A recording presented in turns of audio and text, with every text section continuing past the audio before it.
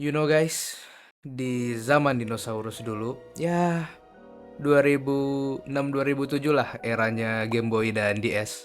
Ada sebuah game yang gua sangat suka.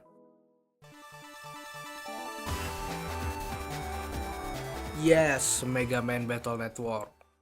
Gua sempet ngira eranya bakal panjang nih, bakal ya bareng dengan Pokemon lah gitu kan, mengguncang dunia anjay. Tapi taunya tiba-tiba gamenya ngilang gitu aja. Ya tapi realitanya gamenya balik lagi sih dalam bentuk Legacy Collection.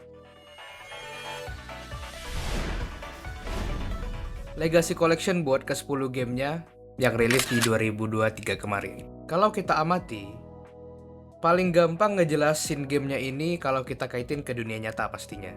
Ya udah tau lah konsep AI Companion atau asisten digital seperti Grok, Gemini, ataupun ChatGPT yang ada di HP kita. Kalau di gamenya namanya NetNavi. Mega Man-nya di sini jadi NetNavi atau Internet Navigator, semi sentient, gak kayak ChatGPT atau AI Companion kita yang di dunia nyata. Tapi ini Mega Man yang berbeda ya dengan Mega Man yang mungkin lu pada udah tau lah, Mega Man yang platforming, lompat-lompat, bantai-bantai. Kurang lebih di game ini kita player sama NetNavi kita bakal ngehandle cybercrime dan juga bantai virus. Dan boss battle-nya pastinya tentunya lawan NetNavi kuat lainnya. Tapi gue jadi mikir-mikir nih, kenapa game yang rilis bertahun-tahun yang lalu masih nempel banget di otak gue? Dan menurut gue ini bukan tentang nostalgia. Ya mungkin alasan pertama ya gue udah bosen dengan hyperrealistis 3D game. Bosen ya, bukan gak suka. Dan gue memang ada soft spot buat 2D isometric kayak Mega Man gini. Terus tentunya dari gameplaynya yang juga unik.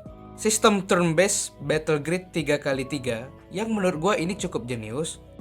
Kamu nggak cuma diem nunggu giliran, tapi harus aktif gerak nih buat mikir strategi atau ngehindarin serangan musuh. Ada satu game indie sih yang pakai sistem mirip kayak gini, namanya One Step from Eden. Lalu juga ada unsur favorit gua, RNG dan deck building. Ya lihat sendirilah. Tiap turn lu basically bisa milih 5 chip.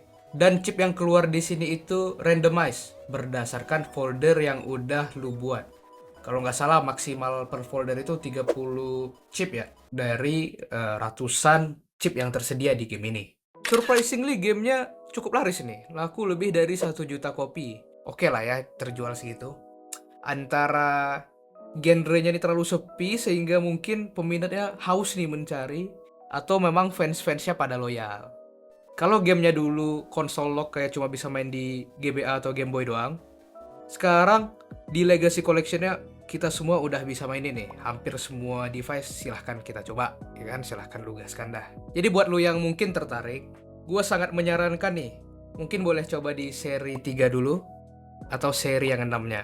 Kalau memang butuh gue nge-review satu-satu dari 1 sampai 6, ya mungkin kapan-kapan kalau ada peminatnya di video lain lah. Jadi ya, game yang berjiwa dan punya mekanik unik kayak gini biasanya nggak bakal kalah sih sama zaman. Ya kalau lo bosen sama game modern yang isinya cuma microtrans atau grafik 3D yang membosankan itu-itu aja, boleh dicoba seri ini. Jadi selain gua ada yang pernah main? Kalau pernah, boleh komen aja. Gimana sih experience lo ketika main game ini?